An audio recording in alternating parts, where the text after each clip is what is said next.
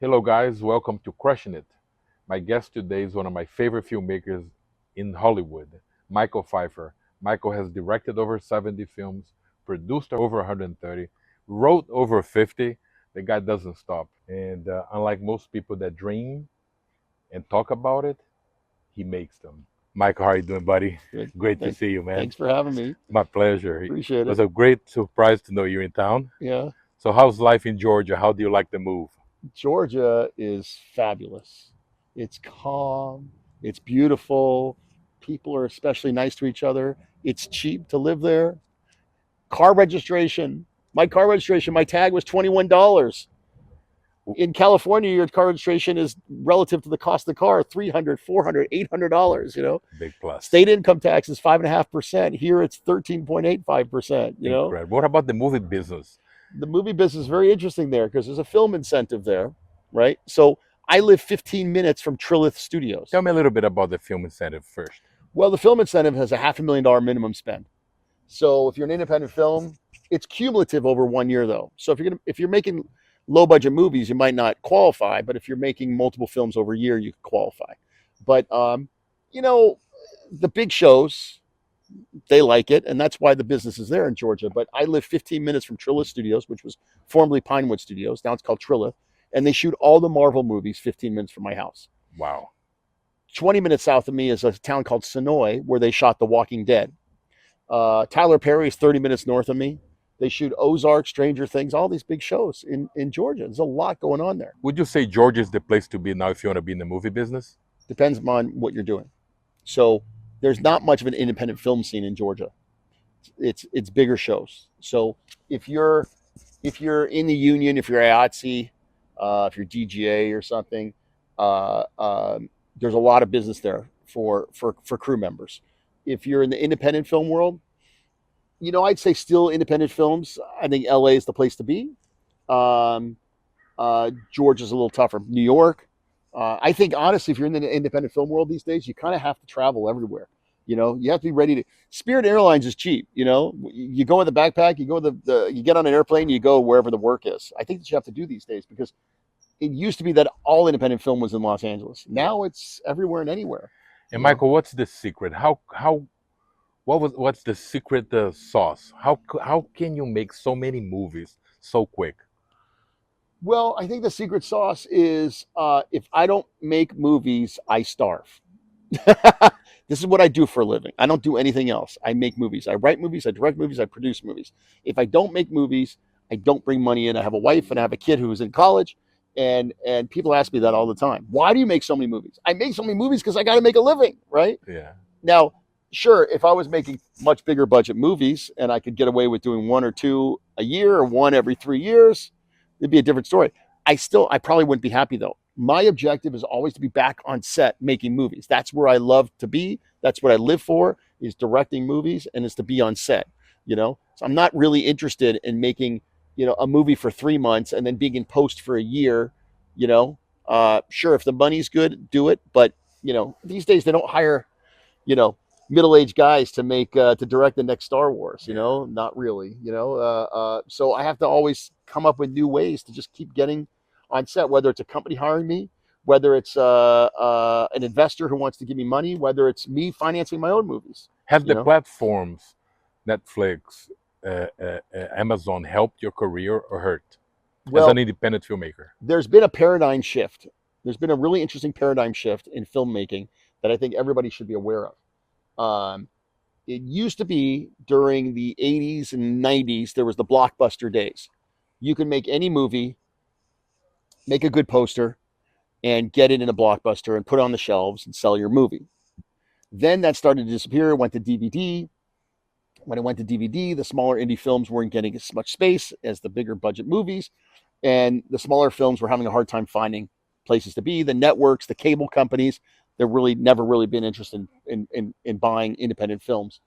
So there was this lull or this vacuum for a while there.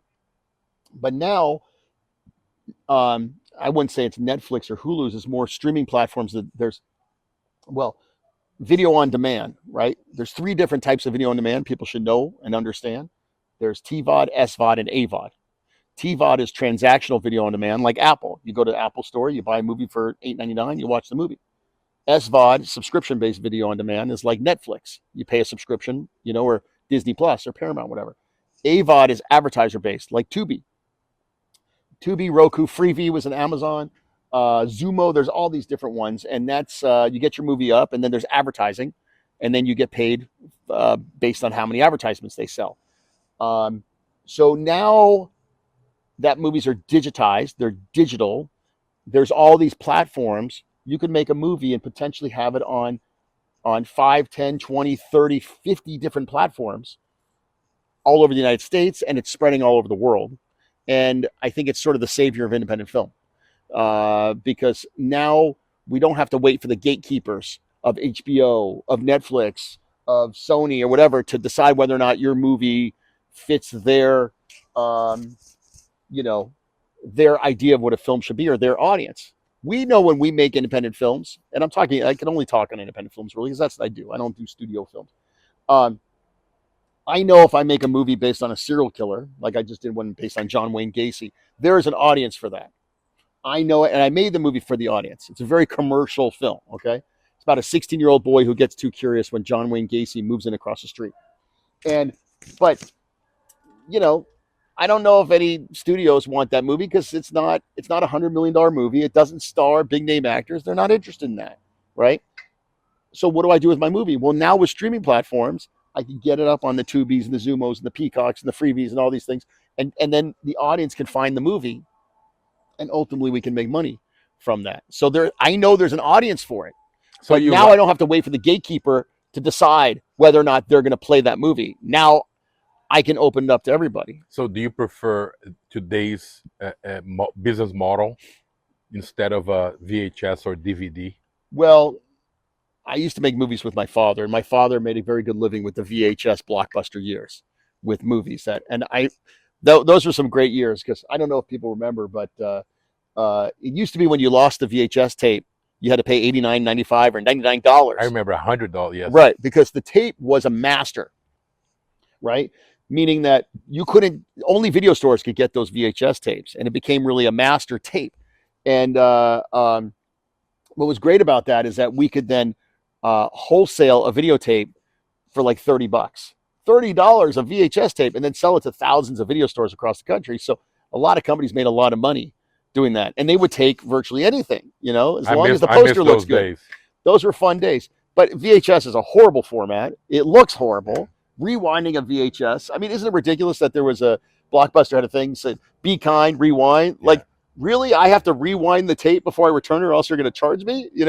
So, but we didn't know of this technology now. But there's these shifts in the technology. DVD was a shift where somebody at a studio decided, well, instead of $100, and we're only going to sell them to video stores, we're going to now sell them for $12.99 and sell them to consumers. And then that changed the landscape, But now that everything's been digitized and everything's on the internet and everything's streaming, now there's a whole new sort of, I would call them shelves of movies. Back in Blockbuster's shelf space. Well, now it's unlimited shelf space, and now you can go to, I like to use Tubi TV as an example because there's thousands and thousands of movies. And what does it cost them to put a movie up? It costs them nothing. It's just more hard drive space. It's nothing, Nothing. So now it's a matter of just, trying to drive the audience to your movie and get them to watch it, So what do you think about the future of the independent film business? Well, the independent film business is never going to go away. People will always be making independent films. And now with technology, it's getting actually easier to make movies. I mean, we're recording this on iPhones, the Red cameras, the Blackmagic cameras, the Sonys, the Panda. There's all these, you can make movies entirely on iPhones. Steven Soderbergh released 2 films on iPhones, High Flying Bird and Unsane, and they went theatrical 3 or 4 years ago, actually, 5 years ago. And so the independent film world will never go away because people always have access to and LED lights. That's a big change. You don't need all the big grip and light equipment anymore. Yeah. You can light movies with LED lights. Yeah. Buy for game really changer.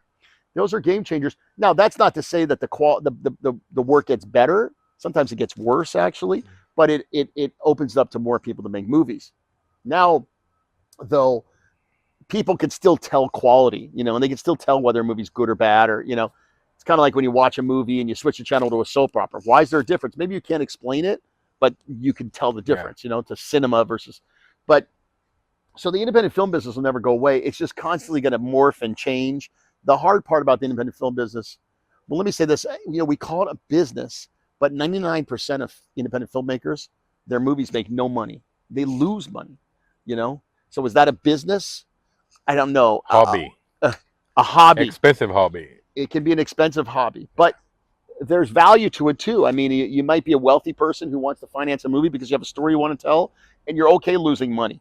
Or maybe maybe you get lucky and the movie does make a lot of money. You don't know. Or maybe you're a director and you make a movie and maybe that movie doesn't make any money. Maybe your next one doesn't, your third or fourth one doesn't. But because you made these 5 movies, you're going to get another film that's going to get paid you a lot of money, and now you're set off and you're doing well. Mm-hmm. And Michael, what's your favorite genre of films?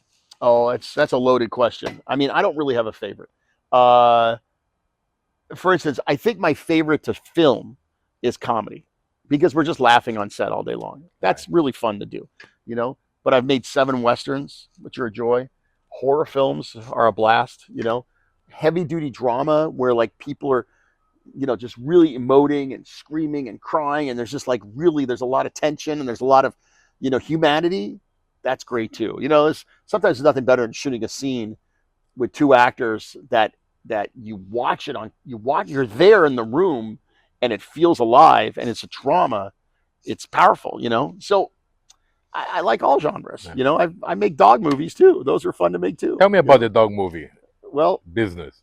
for a while I was the serial killer guy because a gentleman asked me to make movies for him, and we decided to make movies based on serial killers. So I made Ed Gein, BTK, Bundy, Boston Strangler, Henry Lee Lucas, Richard Speck. I made all these serial killer movies, and then that guy got a new business partner, and the new business partner said, "Hey, I don't want to make serial killer movies. Let's make dog Christmas movies." So then I started making dog Christmas movies, and I became the dog Christmas movie guy. The Dog Who Saved Christmas, The Dog Who Saved Christmas Vacation, The Dog Who Saved the Holidays, Cupid Dog, Lucky Dog. But those are romantic comedy, kids, dog movies. They're a lot of fun to make.